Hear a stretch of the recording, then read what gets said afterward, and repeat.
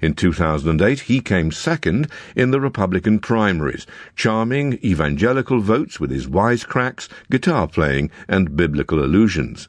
Wisecrack refers to a clever and pithy spoken witticism. Typically, it would be something that is oftentimes not appreciated. For example, children like to wisecrack in class. They like to just say little things that may annoy other students or annoy the teacher, and not exactly appreciated. Similarly, if you wisecrack with the police, that's a pretty good way to get yourself arrested, even if you started off not doing anything that you deserve to get arrested for. This is also similar to the idea of talking back to someone, which means that someone is in a position of authority and then someone speaks back to them in a way that doesn't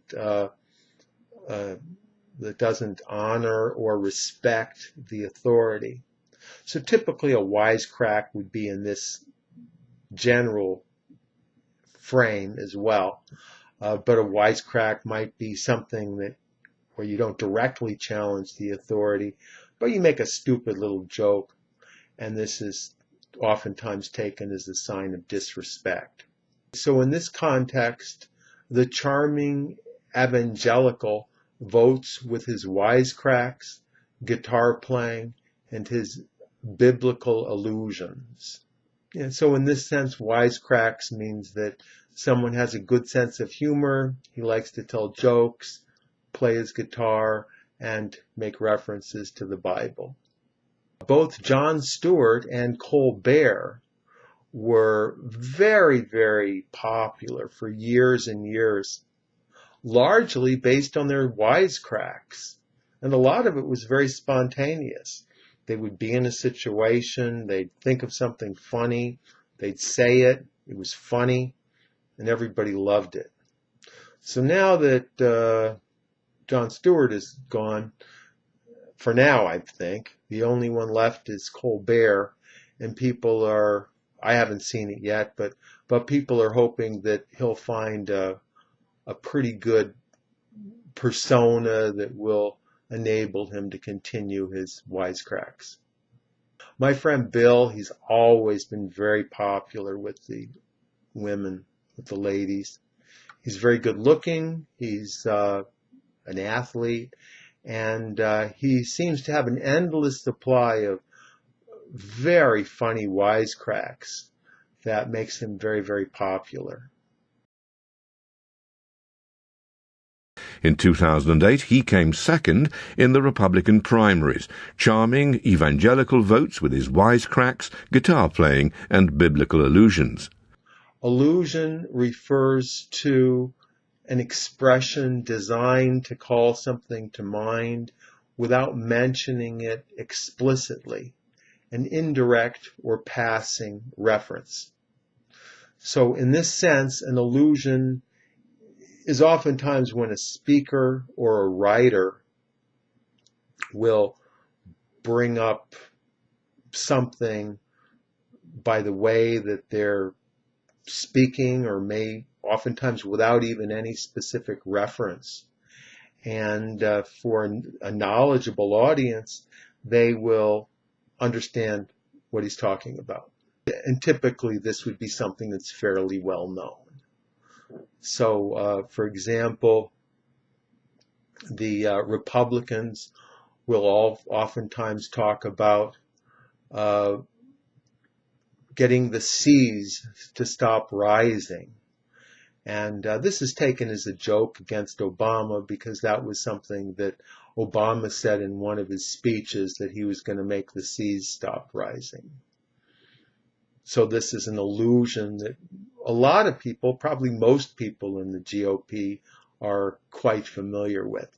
So they can put this into the context of speeches or things that they write down, and it's almost like a secret message to their followers. Also, biblical allusions are very common. Also allusions to Shakespeare are very common. For example, out, damn spot. If there is some problem or stain that someone has that's affecting their reputation. Most people who know Shakespeare know that this refers to Lady Macbeth, I think, who apparently had some blood stain that she couldn't get rid of, which turned into compromising evidence that got her upset.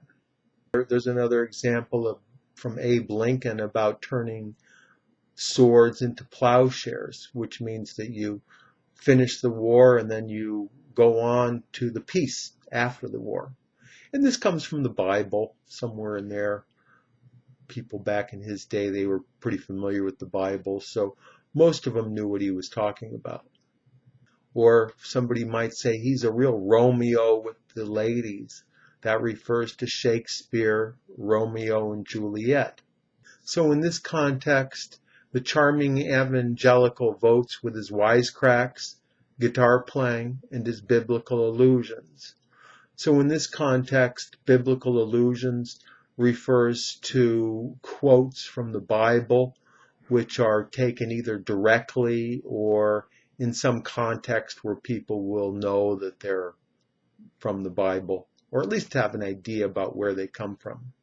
A lot of people figured that Donald Trump would have some Achilles heel that the other candidates would be able to use to knock him out of the race.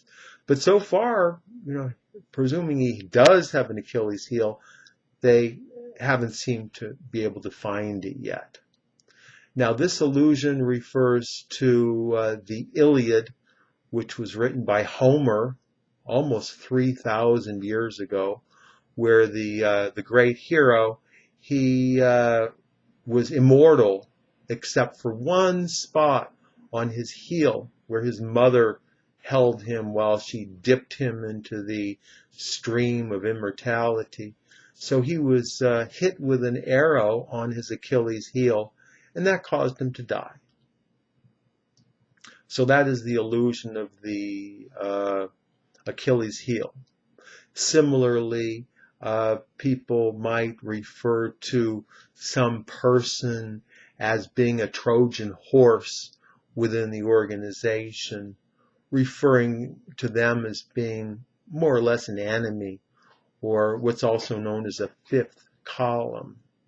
So Trojan horse, again, refers to the Iliad, where the Greeks, they leapt this big horse, which was full of soldiers, but they told the Trojans that it was a gift to the gods.